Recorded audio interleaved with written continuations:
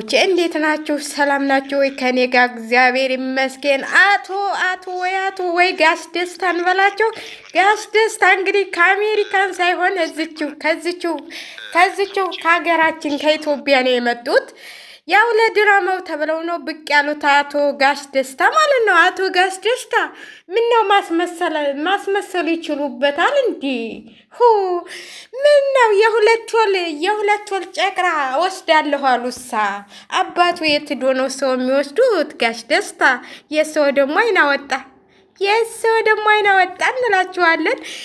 በነገራችን ላይ ማለት ነው ሩትዬ እንደው እንደዚህ ባትሆኝ ሴትነትሽን ጀግናነትሽን ተጠቅመሽ ልጅሽን እንኳን ለትንሽ ጊዜ አንድ ለ6 ወር እንኳን ልጅሽን እኔ ጀግና ነኝ ልጄን ማሳደግ ይችላለሁ ብለሽ ኮራ ብለሽ ልጅሽን ይዘሽ ቁጭ ብትይ። አሁን አንቺ እኮ ገና አራስ ነሽ። ምን አስፈለገሽ ወንድ? አሁን ምን አስፈለገሽ ማለት ነው? ጋሽ ደስታ ምን አስፈለጉሽ? ጋሽ ደስታ እኮ እዚች ደግሞ እኮ ከአሜሪካ ዲያስፖራ ለትንሽ ጊዜ ነው የመጣሁት ላስተካከልልሽ። አሜሪካ ቀልድ አደረጋችሁት እንዴ? ምንድን ነው አሜሪካ ለእናንተ ኤምባሲ ውስጥ ነው እንዴ አጎተወት የሚሰራው? ጋሽ ደስታ ኤምባሲ ነው አጎተወት የሚሰሩት። እንኳን እሱ ጋሽ ደስታ ሲያወት እኮ የዛሬ ዓመት ወይ በዲቪ ወይ በምን ደልሶት የሄዱ ነው የሚመስሉት። እንኳን እሱ ቀልቶ ስንት ዓመት የኖሩትም በስንት መከራ ነው የሚሳካላቸው። እንኳን በትንሽ ቀን አሳክቼ እንዲወስድሽ ወይ አሜሪካ ኤምባሲ ነው የሚሰሩት። እስቲ ነይወትና የአሜሪካ ኤምባሲ ሰራተኛ ተሆኑ ይችላሉ ብዬ አስባለሁ። ጋሽ ደስታ አሜሪካ እንደ ዱባይ ያረጓት እንዲ ወይ እንደ ሳውዲ ወይ እንደ ኩዌት ወይ እንደምን አሜሪካ ዝም ብሎ መሄድ አለ እንዲ? ኧረ ጉድ ነው። አሁን ደግሞ ወደ አሜሪካ ተቀይሮ ቁጭ ያለ። በፊት ካናዳ ነበር። የካናዳውም አልተሳካ እንኳን የአሜሪካው እኮ ብዙ ፕሮሰስ ብዙ ነገር ያስፈልገዋል ማለት ነው። ዝም ብሎ ቀልድ አይደለም፣ ዝም ብሎ ድራማ አይደለም። እኔ አንዳንዴ የምሰሉት ድራማ ሰው እንኳን እንትል ይላል ብላችሁ እንትል በሉ ማለት ነው። እንዴት አብለሽ መጣ ጋሽ ደስታ ደውለውለት ነው ና ሚስትህን ልወስድልህ ነው ብለውት ደውለውለት ነው እንዴ ጋሽ ደስታ? አረ ጉድ ነው። እኔ ግን የሄርሚላ ወንድም ነው የሚመስለኝ። እኔ ሄርሚላን ይመስለኛል። እውነቴን ነው የምላችሁ። የድራማው መጨረሻ እንደው ጉድ ነው የምንለው እንዴ። ቆይ ከአብርሃም ጋር ፉክክል ይዘሽ ገና የ2 ወር አላት ሌላ ባል አግብተሽ ልትሄጂ ነው? ኧረ ተይ ሩታ ተይ። እንደው እናቶቻችን እኮ እኛም ወልደን ባንቀምሰው እህቶቻችን እናቶቻችን ወልደዋል። ሴት ልጅ ከ6 ወር በፊት እንኳን የሆነ እንትል ባትል ነው እንትል የሚባለው። ሁሉም ሰውነቷ ክፍት ሆኖ ነው ወልዳ የምትነሳው ማለት ነው። ምነው አንቺ ገና በ2 ወር እንትላለሽ እንዴ? ጉድ ፈላብን ዘንድሮ። ኧረ ጉድ ነው እንዴ! ግዴታ አብርሃም ያረገውን እኔ ማረግ አለብኝ ብለሽ ውጠልጥል አረገሽ እንጂ ባትወጣጠሪ ብሎሻል አብሬሽ። እንደዛ አክስትሽ የሱት እንደዛ እየለፉ ግን እኔ ይሄ ሮቤል የሚሉት ሀብቱን በስሙ አልጋለት እንዲተር ነው የፈለገው። ቤቱንም እሱ ሊቀመጥበት ነው፣ መኪናውንም እሱ ሊይዘው ነው።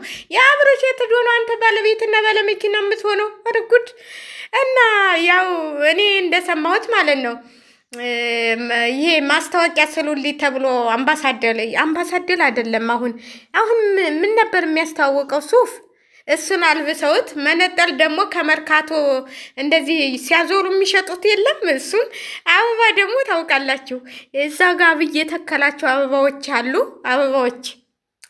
አብይ የተከላቸው አበባዎች ቀንጠስ አድርገው ማለት ነው።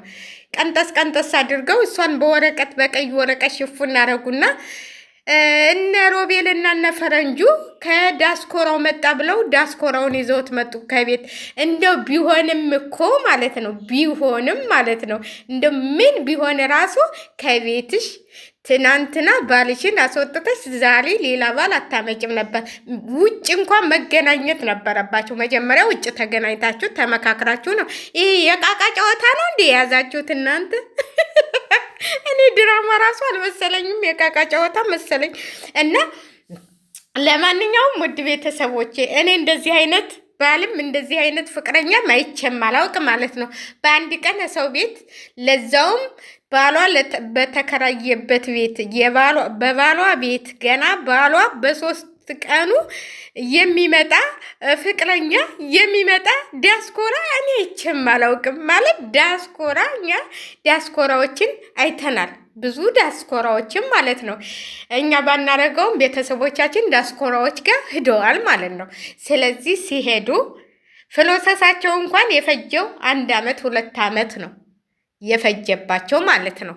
ስለዚህ ዲያስፖራው ደግሞ ሲመጣ ቀጥ ብሎ ወደ እሷ ቤት አልመጣም። ቀጥ ብሎ እሷን መጀመሪያ አግኝቷት ተነጋግረው ቤተሰብ ሽማግሌ ገብቶ ነው ዲያስፖራ ከሴቷ ቤት የሚመጣው። ይህ ዲያስፖራ እንዴት ነው ከባሏ ቤት የሚመጣው ማለት ነው? ዲያስፖርዬ ደግሞም እኮ ቁጭ በል ሳይሉት ሂዶ ዝልፍጥ ብሎ መቀመጡ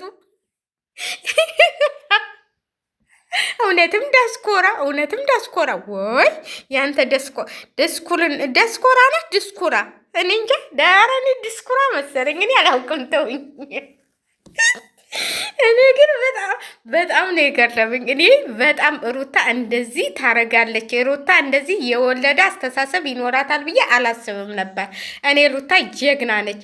ሩታ በራሷ እንትን የምትል ይመስለኝ ነበረ።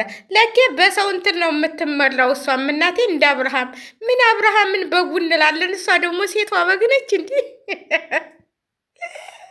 ኧረ ጉድ! አብርሃምን በሰው ይመላል እንላለን። እሷም በሰው መመራት ጀመረች። ይኸው እንደው ሌላው ይቅር እንደው ፈረንጁና ይሄ ሮቤል ዱርዬው ይጫወቱብሽ፣ 2 ዱርዬ ይጫወቱብሽ። እንዴ ሩታዬ አንቺ እኮ እንደው ምንም ቢሆን ወልደሻል፣ ምንም ቢሆን የትዳርን እንትን ቀምሰሽዋል። እስቲ ያለፈው ትዳሬ እንዴት ነው በችኮራ እፍፍ ያለ ትዳር ይዤ ነው እንደዚህ የሆንኩት ብለሽ እንኳን ማሰብ አለብሽ። አንዳንዶቻችሁ ጀግና ነች የሩታ ደጋረገች። እንደሱ አይደለም። ደጋረገች አትበሉ። ምንም ደጋረገች አይደለም። ገና አራስ ልጅ ይዛ አራስ ልጅ ይዞ አሜሪካ ሊገባ አሜሪካ እኮ እናቴ ብዙ ጣጣ አለው። ምን አይነት አንሶላ አንጥፋችሁ ነው የተኛችሁት? መቼ ነው ልጁን የወለዳችሁት? እሱ እኮ ልጄ ነው ብሎ ነው አይደል ልጁን የሚወስደው አይደል? ልጄ ነው ብሎ አይደል የሚወስደው? ከዛ ደሙ ተመርምሮ የሱ አባትነቱ ተረጋግጦ ነው ዝም ብሎ እንደ ዱባይ ብድግ ብሎ የሚመጣ መሰላችሁ እንዴ?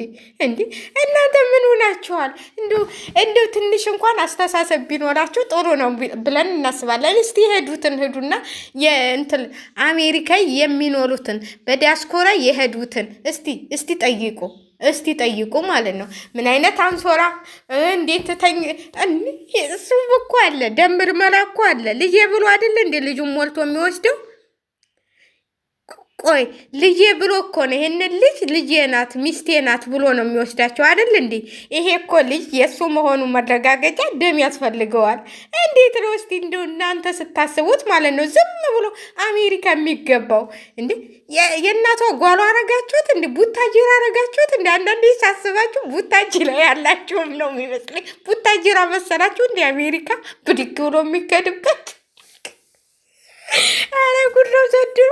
አረ የእናንተስ ባሰናቴ እንደ ቡታጅራ ብድግ ብላችሁ ልጁን ዝም ብላችሁ ይዛችሁ ልከዱ ነው እንዴ? ልጁ እኮ እናቴ አባት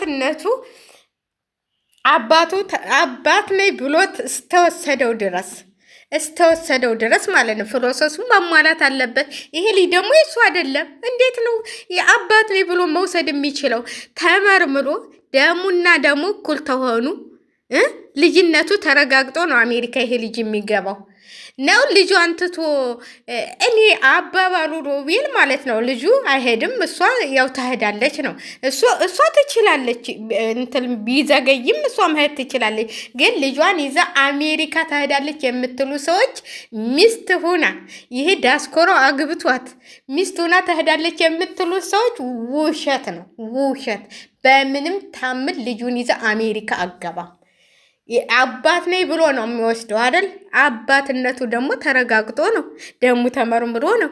እንዴት ነው ከዲያስፖራ መጥቶ ልጅ እስተ ልጅሽ ወስድሻለሁ ዘማን ነው እስተ ልጅ ውስጥ እስቲ የወለዷቸውን ልጆች እንኳን አልወሰዱም፣ እንኳን ያልወለዱትን ልጅ እንደው አትቀልዱ። እግዚአብሔርን ነው የምላቸው።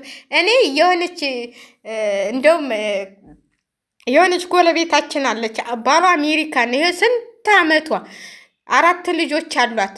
የልጆቹ ነው አልተሳካም እየተባለ የሚመላለሰው ማለት ነው። እና ባልዮ በአመት ያው ኢትዮጵያ ይመላለሳል። ለምን መሄድ ያልቻለች ሚስትየዋ ልጆቹ የሆኑ እሷ ትሆን እኔ የሆነ እንትላለ ስተት ነገር እና እንደው ዝም ብሎ አሜሪካ የሚገባ መሰራችሁ። ዲያስፖራው መጣ አሜሪካ ሊወስዳት። በጣም ነው የሚወድሽ፣ በጣም ነው የሚያከብርሽ። ስንት ነው የሰጣት እናቴ? ደላላ የደላላ አረ ጉድ!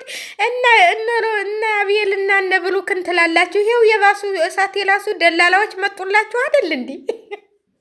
አሜሪካ የሚሸኙ በሩሸን ላይ ካድርጉ